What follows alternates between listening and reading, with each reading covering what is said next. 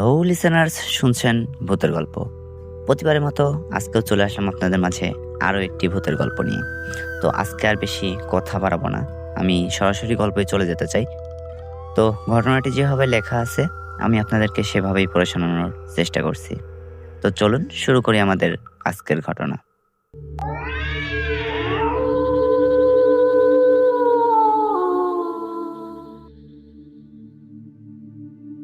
গ্রামের নাম ছিল দৌলতপুর। জায়গাটা ময়মনসিংহ জেলার একদম ভেতরের দিকে। চারিদিকে নিস্তব্ধতা, ফাঁকা রাস্তা, আর রাস্তার শেষ মাথায় এক পুরনো বটগাছ। ওই বটগাছটার নিচেই থাকতেন রহিম কবিরাজ। সবাই তাকে ডাকতো রহিম কবিরাজ হুজুর। তো আজকের ঘটনাটি সেই রহিম কবিরাজকে নিয়েই। চলুন শুরু করি আমাদের আজকের ঘটনা।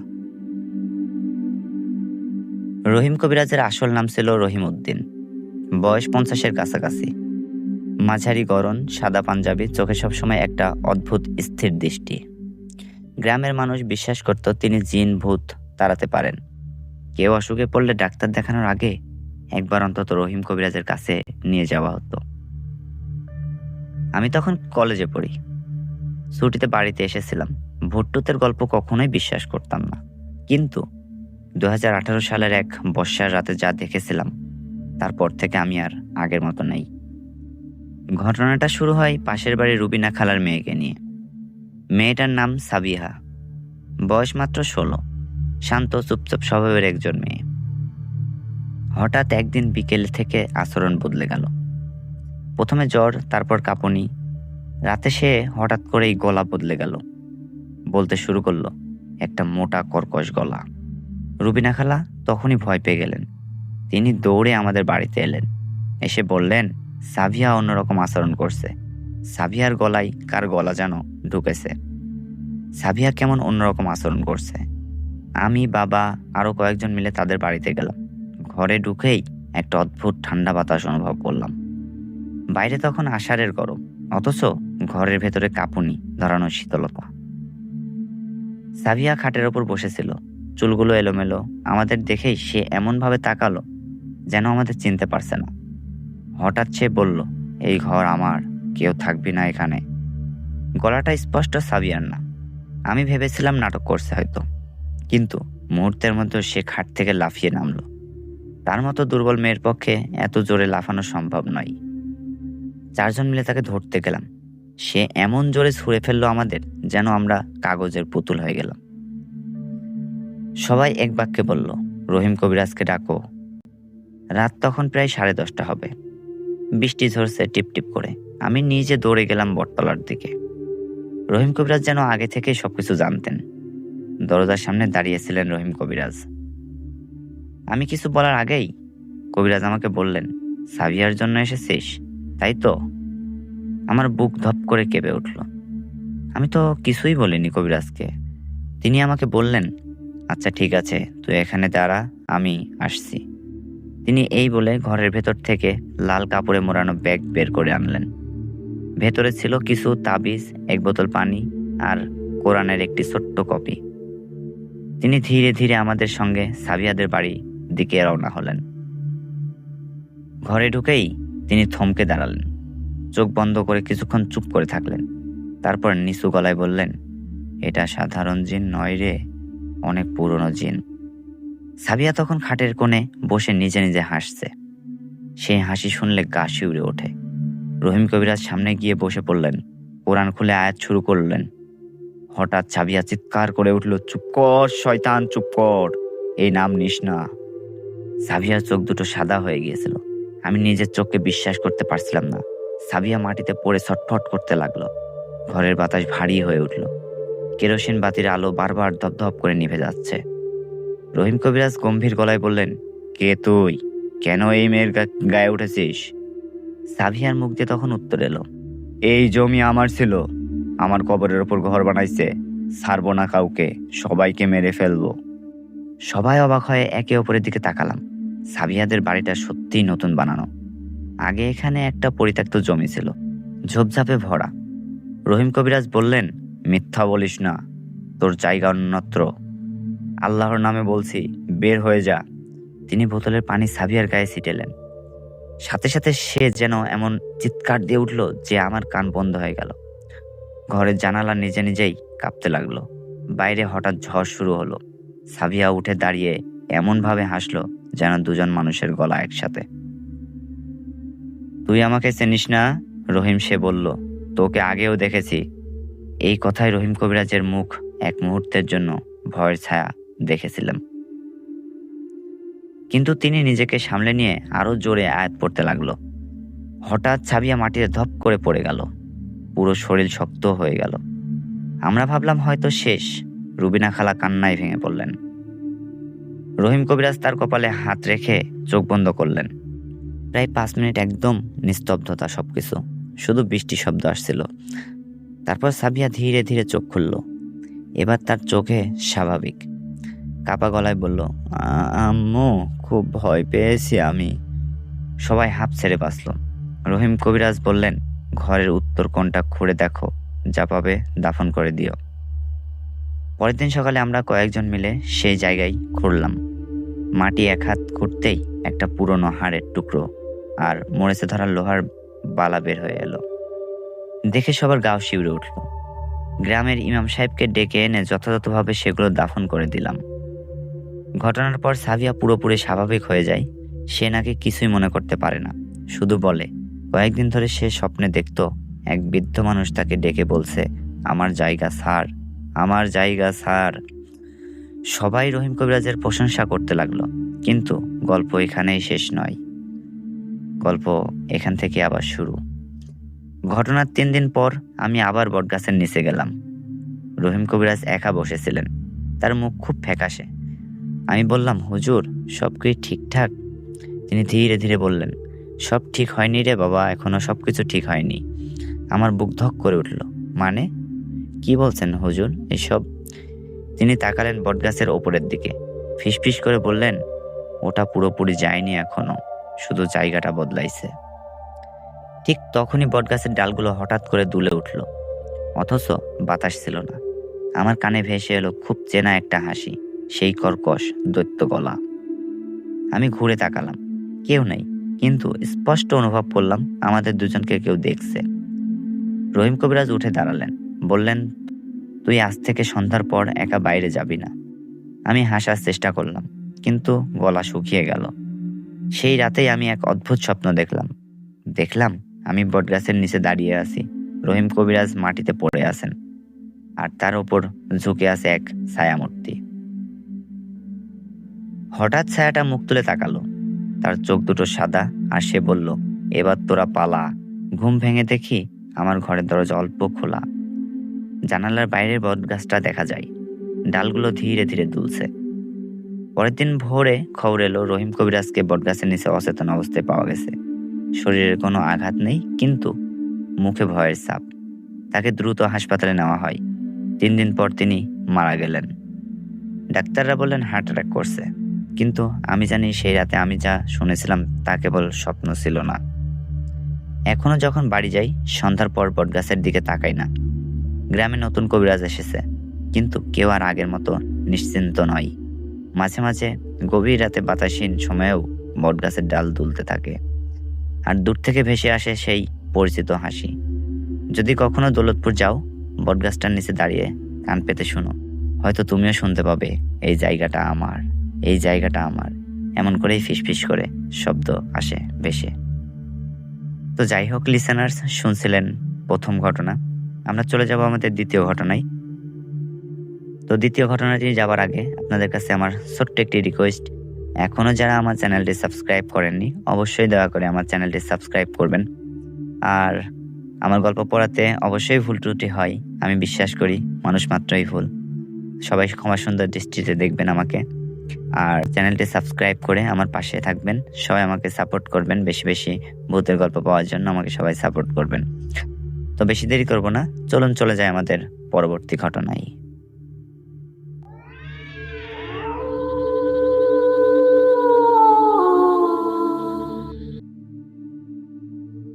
এখন যে ঘটনাটি আমি বলতে যাচ্ছি সেটি খুবই পরিচিত একটি এলাকা, পাবনা জেলার ঈশ্বরদী থানার পাকশি ইউনিয়ন নামক একটি জায়গা।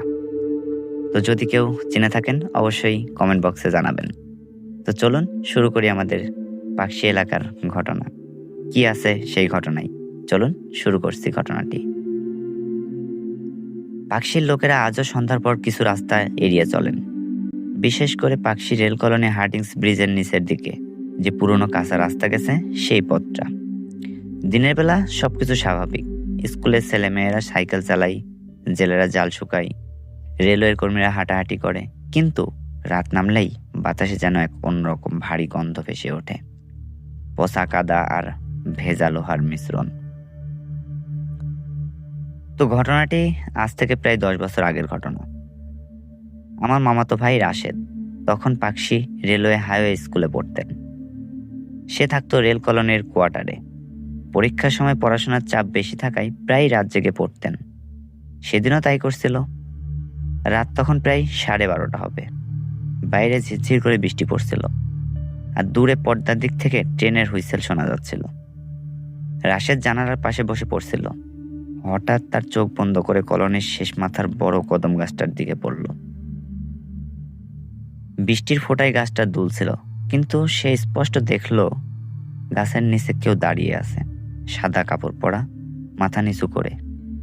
প্রথমে ভেবেছিল হয়তো কোনো মহিলা, হয়তো পথ হারিয়ে এসেছে, কিন্তু এত রাতে পথ হারাবে? সে জানালাটা একটু খুলে ডাক দিল, কে আছেন ওখানে? কে ওখানে? কোনো উত্তর নেই, বরং মনে হলো লোকটা ধীরে ধীরে গাছের গুড়ির দিকে মিলিয়ে যাচ্ছে, যেন কুয়াশার মধ্যে ঢুকে যাচ্ছে। রাশেদ ভেবেছিল চোখের ভুল, কিন্তু ঠিক তখনই বিদ্যুৎ চলে গেল। পুরো এলাকাটা একদম অন্ধকার। দূরে কেবল ব্রিজের দিকে একটা লাল আলো জ্বলছিল। বাতাস হঠাৎ ঠান্ডা হয়ে গেল। তার বুকের ভেতর কেমন চাপা ধুকধুকানি শুরু হলো। সে দরজা খুলে বারান্দার দিকে বেরোলো। বৃষ্টির শব্দ থেমে গেছে, কিন্তু মাটিতে টুপটাপ জল পড়ার আওয়াজ হচ্ছে। কদম গাছটার দিকে তাকাতেই তার শরীর অবশ হয়ে গেল। এবার লোকটা স্পষ্ট, একজন মাঝবয়সী মহিলা, চুল ভেজা, সাদা শাড়ি গায়ে, মুখটা দেখা যাচ্ছে না। হঠাৎ সে খুব নিচু গলায় বলল, পানিটা অনেক ঠান্ডা, অনেক গভীর। রাশেদ জমে গেল। গলাটা যেন পানির তলে থেকে ভেসে আসছে। সে দৌড়ে ঘরে ঢুকে দরজা বন্ধ করলো। সারা রাত আর ঘুমাতে পারেনি। পরের দিন সকালে সে ঘটনাটা পাশের কোয়ার্টারের থাকা আজিজ চাচাকে বলল। আজিজ চাচা চুপ করে শুনলেন, তারপর ধীরে ধীরে বললেন, তুই যে জায়গাটা দেখেছিস, ওই কদম গাছটার পাশে আগে একটা ছোট্ট পুকুর ছিল। অনেক বছর আগে এক মহিলা এই পুকুরে ডুবে মারা যায়। লোকজন বলে সে আত্মহত্যা করেনি, কেউ তাকে ঠেলে ফেলে দিয়েছিল। রাশেদ হেসে উড়িয়ে দিলেও ভেতরে যেন ভয়টা রয়েই গেল। তবে সে ঠিক করলো, প্রমাণ ছাড়া কিছু বিশ্বাস করবে না। 2-3 দিন পর আবারও এক রাত। এবার সে ইচ্ছে করেই জানালার পাশে বসে রইল। রাত 1টা নাগাদ হঠাৎ বাইরে অদ্ভুত শব্দ শুরু হলো, জলের ছলাৎ ছলাৎ শব্দ, অথচ সেখানে তো কোনো পুকুরই নেই, বহু বছর আগেই ভরাট হয়ে গেছে। সে সাহস করে টর্চটা নিয়ে বাইরে বের হলো। গাছের কাছে গিয়ে দাঁড়াতেই পায়ের নিচে কাদা নরম লাগলো, যেন ভেতরে জল আছে। আর তখনই সে দেখলো মাটির ওপরে ভেজা পায়ের ছাপ, সরাসরি গাছের দিক থেকে তার ঘরের দিকে এসেছে। হঠাৎ তার পেছনে ঠান্ডা বাতাস বয়ে গেল। কানের কাছে কেউ ফিসফিস করে শব্দ করছে, আমাকে তুলে দাও, আমাকে তুলে দাও। সে ঘুরে দাঁড়ালো, কেউ নেই, কিন্তু টর্চের আলোয় সে স্পষ্ট দেখলো কদম গাছের গুড়ির পাশে মাটির ভেতরে থেকে সাদা শাড়ির একটা অংশ বেরিয়ে আছে, যেন কেউ নিচে আটকে আছে। ভয়ে তার হাত পা কাঁপতে লাগলো, কিন্তু কৌতূহল তাকে এগোতে বাধ্য করলো। সে টর্চটা মাটির দিকে ধরতেই দেখলো কাদা ধীরে ধীরে দুলছে, আর সেই কাদার ভেতর থেকে একটা হাত বেরিয়ে এলো, সাদা ফোলা আঙ্গুলের শাখা। রাশেদ চিৎকার করে উঠল। মুহূর্তেই সবকিছু অন্ধকার। সে জ্ঞান হারিয়ে পড়ে গেল। ভোরে প্রতিবেশীরা তাকে গাছের নিচে অচেতন অবস্থায় পেল। শরীর ঠান্ডা হয়ে জামা কাপড় কাদা মাখা, কিন্তু আশ্চর্য, গাছের পাশে কোনো কাদা নেই, মাটি শুকনো একদম। রাশেদকে প্রতিবেশীরা তখনই তুলে হাসপাতালে নিয়ে যায়। জ্ঞান ফেরার পর সে সব বলল প্রতিবেশীদের কাছে। কিন্তু সবাই ভাবলো পড়াশোনার চাপ আর রাত জাগার কারণে হয়তো হ্যালুসিনেশন হয়েছে। কিন্তু ঘটনাটা এখানেই শেষ নয়। হাসপাতাল থেকে ফেরার পর রাশেদ কয়েকদিন স্বাভাবিক ছিল, কিন্তু এক রাতে তার মা লক্ষ্য করলেন সে ঘুমের মধ্যে কিছু একটা বলছে, পানিটা ঠান্ডা, আমাকে তুলে দাও, পানিটা ঠান্ডা, আমাকে তুলে দাও। তার শরীর ভিজে যেন সদ্য জল থেকে উঠছে, অথচ বিছানা শুকনা।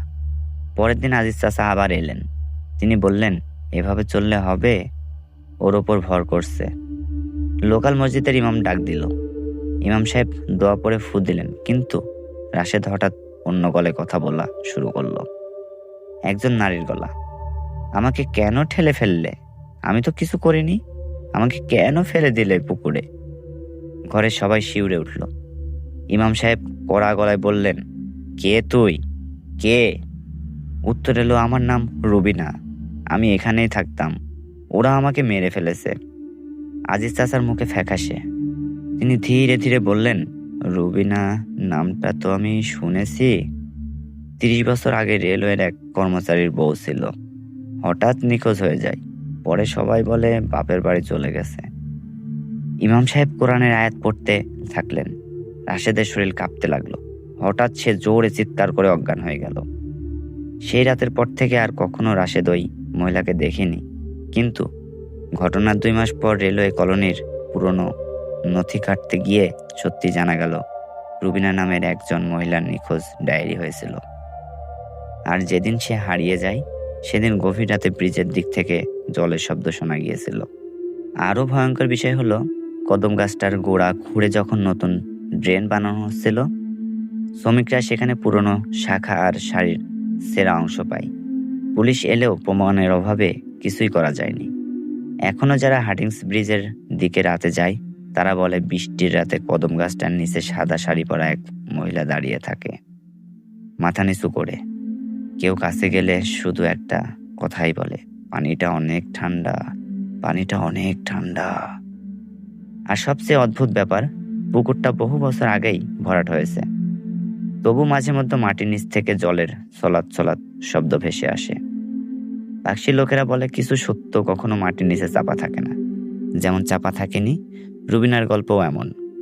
আর রাত গভীর হলে পদ্মার বাতাসে এখনো ভেসে আসে এক নারীর কান্না, যে কান্না থামে না কখনো, যতক্ষণ না কেউ তাকে তুলে দেয়। শুনছিলেন পাকশির ঘটনা। আসলে কিছু কিছু ঘটনা আছে যেগুলো পড়তেও অনেক ভয় লাগে নিজের কাছে। এই ঘটনাগুলো আমি আসলে সবকিছু চ্যাটজিপিটি থেকে নিয়েছি। তো আমি আসলে আপনাদেরকে গল্প শোনাতে ভালোবাসি, আমি নিজেও গল্প পড়তে ভালোবাসি, এই জন্য আপনাদেরকেও গল্প শোনাইতে ভালোবাসি। তো যাই হোক, চলুন শুনে আসি আমাদের পরবর্তী ঘটনা। আমরা চলে যাব আমাদের পরবর্তী ঘটনায়।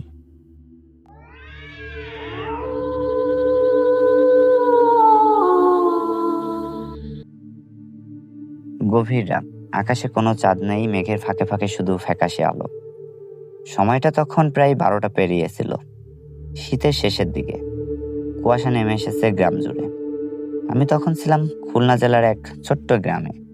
নামটা এখানে বলতে চাইনি, কারণ আজও সেই গ্রামের মানুষটা বিষয়টা নিয়ে কথা বলতে ভয় পাই। ঘটনাটা 2019 সালের। আমি তখন সদ্য চাকরির জন্য প্রস্তুতি নিচ্ছি, তাই গ্রামের বাড়িতে কয়েক মাস ছিলাম। আমাদের বাড়ির পেছনে বিশাল একটা বাঁশবাগান। দিনের বেলা জায়গাটা শান্ত, পাখির ডাক, বাতাসে বাঁশপাতার শ শ শব্দ, সব মিলিয়ে স্বাভাবিক। কিন্তু রাত নামলেই জায়গাটা যেন এক অন্যরকম হয়ে যায়। সেদিন রাতে হঠাৎ ঘুম ভেঙে গেল কুকুরের অদ্ভুত ডাক শুনে।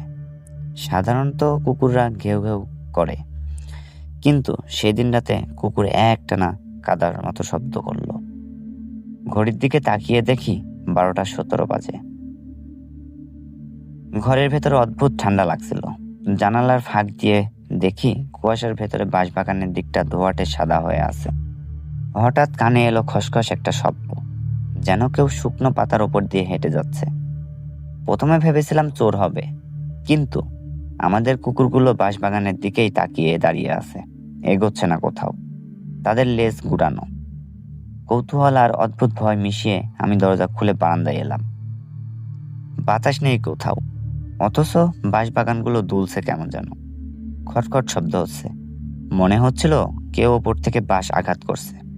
ঠিক তখনই দেখলাম বাঁশবাগানের মাঝ বরাবর কুয়াশার ভেতর থেকে একটা সাদা অবয়ব দাঁড়িয়ে আছে। স্পষ্ট মানুষ আকৃতি, লম্বা, চিকন, মাথা সামান্য নিচু, গায়ে যেন সাদা কাপড় ঝুলছে। কিন্তু বাতাস না থাকা সত্ত্বেও কাপড়টা আস্তে আস্তে দুলছে। আমি স্থির হয়ে গেলাম। চোখের পলক ফেলতে ভয় লাগছিল। ভাবলাম হয়তো চোখের ভুল হবে আমার। কিন্তু না, অবয়বটা ধীরে ধীরে নড়তে শুরু করলো। হাঁটাটা একদমই অস্বাভাবিক, যেন মাটি থেকে উঁচুতে সামান্য ভাসছে। হঠাৎ বাঁশবাগানের ডগা থেকে একটা তীব্র শব্দ হলো, ঠাস। মনে হলো কেউ লাফ দিয়ে পড়ে গেল। আমি ভয়ে পিছিয়ে এলাম, কিন্তু কৌতূহল আমাকে আবার তাকাতে বাধ্য করলো। এবার অবয়বটা আমার আরো কাছে, প্রায় 10 হাত দূরে। মুখটা দেখা যাচ্ছে না, শুধু ফ্যাকাশে সাদা একটা অংশ। কিন্তু সবচেয়ে ভয়ঙ্কর বিষয় ছিল চোখ দুটো কালো ফাঁকা গর্তের মতো।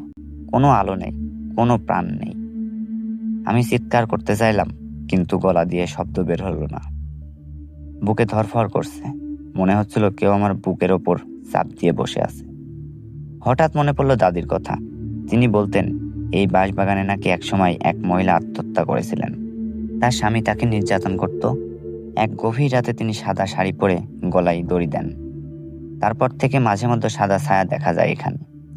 আমি এসব গল্প কখনো বিশ্বাস করিনি, কিন্তু সেদিন যা দেখলাম সেটা কল্পনা বলে উড়িয়ে দেওয়া যায় না একদমই। অবয়বটা হঠাৎ থেমে গেল, তারপর ধীরে ধীরে মাথা তুলল।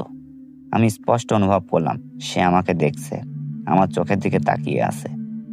তারপর ঘটল সবচেয়ে ভয়ঙ্কর একটা ঘটনা। বাঁশবাগানের সব বাঁশ একসাথে দুলতে শুরু করলো, যেন ঝড় বইছে। অথচ আমার গায়ে কোনো এক ফোঁটা বাতাস লাগছে না। সাদা অবয়বটা এক মুহূর্তেই লম্বা হয়ে গেল, অস্বাভাবিকভাবে লম্বা, মাথা প্রায় বাঁশের ডগা ছুঁই ছুঁই। আমি আর থাকতে পারলাম না ওখানে। দৌড়ে ঘরে ঢুকে দরজা বন্ধ করে দিলাম। ভেতর থেকে সিটকানিটা লাগালাম। বুক ধরপড় করছে, অনেক ধরপড় করছে, ঘামছি, অথচ অনেক ঠান্ডা। ঠিক তখন দরজায় টক টক টক টক, ধীর ভারী শব্দ।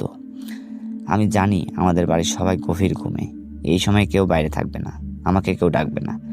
টোকা পড়লো, আবার টোকা পড়লো, এবার একটু জোরেই পড়লো।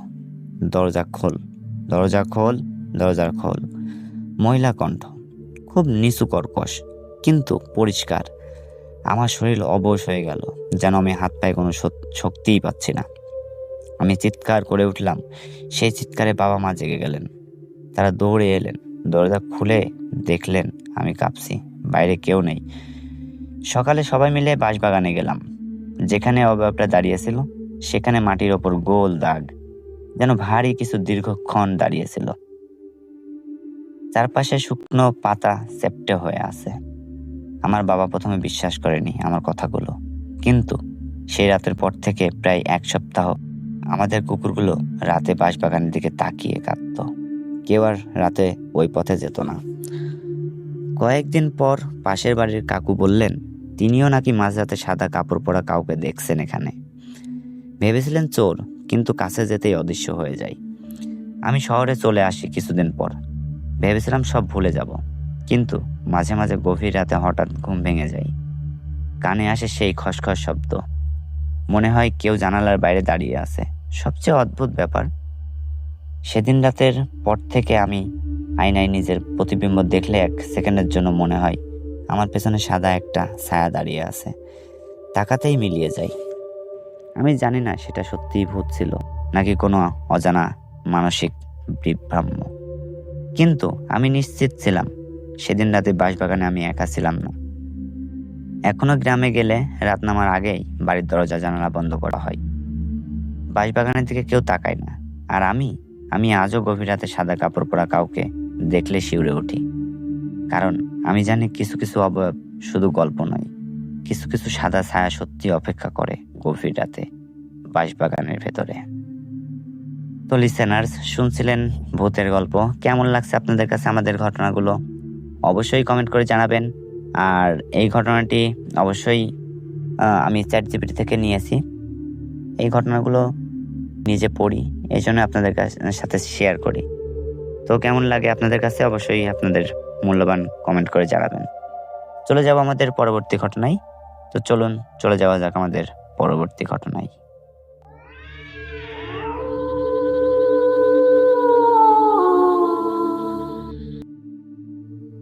তো ঘটনাটি যেভাবে লেখা আছে আমি আপনাদেরকে সেভাবেই পড়ে শোনানোর চেষ্টা করছি। শীতের এক কুয়াশাচ্ছন্ন সন্ধ্যায় আমি প্রথমে বুঝতে পারি সব শব্দের উৎস চোখে দেখা যায় না। আসলে ঘটনাটি ঘটে 2018 সালের ডিসেম্বরে। তখন আমি চাকরির জন্য মফস্বলের এক ছোট্ট শহরে থাকি। শহরটার নাম আমি বলছি না, কারণ এখনো সেখানে আমার পরিচিত মানুষজন অনেকেই আছে। তবে রেল স্টেশন থেকে অটো নিয়ে প্রায় 30 মিনিট ভেতরে গেলে একটা পুরনো কলোনি পড়ে। সেই কলোনির শেষ প্রান্তে ছিল আমার ভাড়া বাড়ি। একতলা লাল ইটের ছাদের কর্নিশে শ্যাওলা জমে থাকা এক বাড়ি। বাড়িটা আমাকে জোগাড় করে দিয়েছিলেন অফিসের সহকর্মী রতনদা। তিনি আমাকে বলেছিলেন বাড়িটা পুরনো কিন্তু শান্ত, ভাড়া কম। শুধু মালিকের একটা শর্ত আছে, রাতে বাড়ির পেছনের দিকটা যাওয়া যাবে না, খোঁজ নেওয়া যাবে না। আমি হেসে উড়িয়ে দিয়েছিলাম, গ্রামেগঞ্জে এমন শর্ত শোনা যায়। ভাড়া কম হলে মানুষ অনেক কিছুই মানিয়ে নেয়। প্রথম সপ্তাহ ভালোই কেটেছিল। অফিস থেকে ফিরতাম, রান্না করতাম, বই পড়ে ঘুমিয়ে পড়তাম। কিন্তু এক অদ্ভুত ঘটনা শুরু হলো ঠিক 7 দিনের মাথায়। সেদিন রাত 12:30 বাজে। হঠাৎ আমার ঘুম ভেঙে গেল। মনে হলো কেউ খুব কাছে দাঁড়িয়ে ফিসফিস করে কথা বলছে আমার। শব্দটা এত ক্ষীণ যে ভাষা বোঝা যায় না, কিন্তু স্পষ্ট বোঝা যায় ওটা বাতাসের শব্দ নয়। আমি উঠে বসলাম। ঘর একদম অন্ধকার, শুধু জানালা দিয়ে কুয়াশা ঢাকা চাঁদের আলো ঢুকছে। ফিসফিসানি যেন বিছানার পাশে থেকে ভাসছে, একদম ভাসছে, আমার কানে আসছে। আমি কাপা গলায় বললাম, কে কে এমন শব্দ করছে? শব্দটা আবার থেমে গেল। পরের দিন ভেবেছিলাম হয়তো এটা স্বপ্ন হবে আমার, কিন্তু একই ঘটনা পরের রাতেও ঘটল।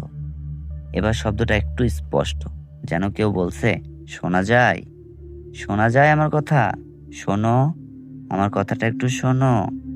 আমি সাহস করে লাইট জ্বালালাম। ঘরে কেউ নেই, দরজা ভেতর থেকে একদম বন্ধ, জানালার গ্রিল শক্ত। এরপর থেকে প্রতি রাতেই একই সময় ফিসফিসানির শব্দ শোনা যেত, কখনো একটা না, কখনো থেমে থেমে। ধীরে ধীরে শব্দগুলো পরিষ্কার হতে লাগলো। শোনো, শোনো, আমাকে শুনতে পাচ্ছ, আমাকে শোনো। তৃতীয় সপ্তাহে আমি প্রথম পুরো বাক্যটা শুনলাম, আমি এখানেই আছি। সেই মুহূর্তে আমার শরীরের লোম খাড়া হয়ে গেল, একদম খাড়া হয়ে গেল। শব্দটা যেন দেওয়ালের ভেতর থেকে ভেসে আসছে, বিশেষ করে বিছানার মাথার দিকের দেওয়াল থেকে। পরের দিন অফিসে গিয়ে রতনদাকে সব বললাম। তিনি অদ্ভুতভাবে চুপ করে গেলেন। অনেক চাপ দেওয়ার পর বললেন, তুই বাড়ির পেছনের অংশে গেছিস? আমি বললাম, না তো, আমি তো কখনো ওখানে যাই নাই রতনদা। রতনদা ফিসফিস করে বললেন, ওই বাড়িতে আগে এক বৃদ্ধা থাকতেন, নাম ছিল শোভা দেবী। উনার ছেলে নাকি বাইরে থাকতো। লোকজন বলতো শেষের দিকে উনি একটু অদ্ভুত হয়ে গিয়েছিলেন। একদিন হঠাৎ উনি নিখোঁজ হয়ে যান। বাড়ি খালি হয়ে পড়ে, অনেক দিন খালি থাকে। এরপর থেকে মালিক অনেকদিন বাড়ি খালি থাকাতে আস্তে আস্তে বাড়িটি ভাড়া দিতে শুরু করে। আমি জিজ্ঞেস করলাম, কিছুই পাওয়া যায়নি। সেই রাতে আমি ঠিক করলাম, যাই হোক সত্যটা জানবো আমি। রাত 12টার আগেই সব লাইট নিভিয়ে বিছানায় শুয়ে পড়লাম। ঘড়ির কাঁটা 12:30 সুই সুই। ফিসফিস শুরু হলো, শোনো। আমি বললাম, আপনি কে? কিছুক্ষণ নীরবতা, তারপর খুব স্পষ্ট, খুব ঠান্ডা একটা স্বর, যেন কানের ভেতরে ঢুকে যাচ্ছে, আমি এখানেই, দেওয়ালের ভেতরে আছি। আমার গলা শুকিয়ে গেল। আপনি কি শোভা দেবী? দীর্ঘ বিরতি, তারপর ওরা আমাকে বন্ধ করে রেখেছিল। হঠাৎ ঘরের তাপমাত্রা যেন কয়েক ডিগ্রি নেমে গেল। নিঃশ্বাসের ভাব দেখা যাচ্ছিল। আমি কাঁপতে কাঁপতে বললাম, কে বন্ধ করে রেখেছিল? উত্তর এলো না, কোনো উত্তর নেই, শুধু খুব ক্ষীণ কান্নার শব্দ। পরের দিন ছুটি নিয়ে আমি বাড়ির পেছনের দিকটা দেখতে গেলাম। ঝোপঝাড়ে ভরা, অনেকদিন পরিষ্কার করা হয়নি ওখানে। পেছনের দেওয়ালটা বাইরের দিক থেকে অস্বাভাবিকভাবে নতুন প্লাস্টার করা, ইটের রং অন্যরকম।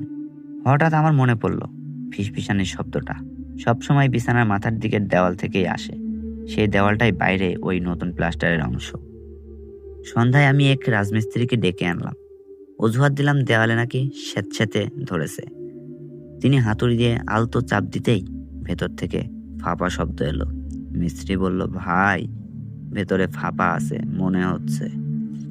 আমার বুকের ভেতর ঢাকের মতো বাজছিল। আমরা প্লাস্টার ভাঙা শুরু করলাম। কয়েকটা ইট খুলতেই ভেতর থেকে এক তীব্র গন্ধ বেরিয়ে এলো। পচাবদ্ধ বহুদিনের পুরনো একটা গন্ধ। আর তারপর আমরা যা দেখলাম সেটা আমি কোনোদিনই ভুলতে পারবো না।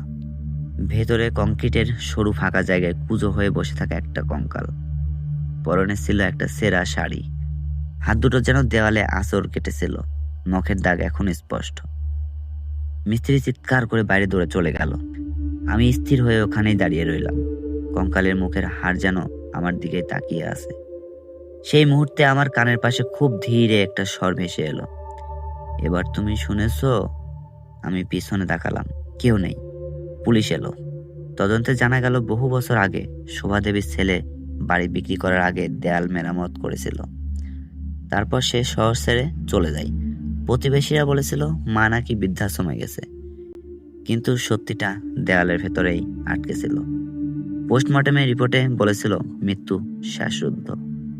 অনুমান করা হয় তাকে জীবন্ত অবস্থায় দেয়ালের ভেতরে আটকে রাখা হয়েছিল। আমি সেই বাড়িটি ছেড়ে দিয়েছিলাম, কিন্তু শেষ রাতের ঘটনাটা কাউকে বলিনি। বাড়ি ছাড়ার আগের রাত সব জিনিস গুছিয়ে ফেলেছিলাম। খালি ঘরে একা বসে আছি আমি। রাত 12:30টায় আবার সেই ঠান্ডা নেমে এলো। আমি চোখ বন্ধ করে বললাম, আপনি এখনো মুক্ত। অনেকক্ষণ নীরবতা। তারপর খুব শান্ত, খুব দূরের থেকে একটা স্বর এসলো আমার কানে, ধন্যবাদ। এই প্রথম স্বরটাই কষ্ট ছিল না। পরের দিন সকালবেলা আমি যখন বাড়ি থেকে বের হচ্ছি, তখন এক অদ্ভুত জিনিস চোখে পড়ল।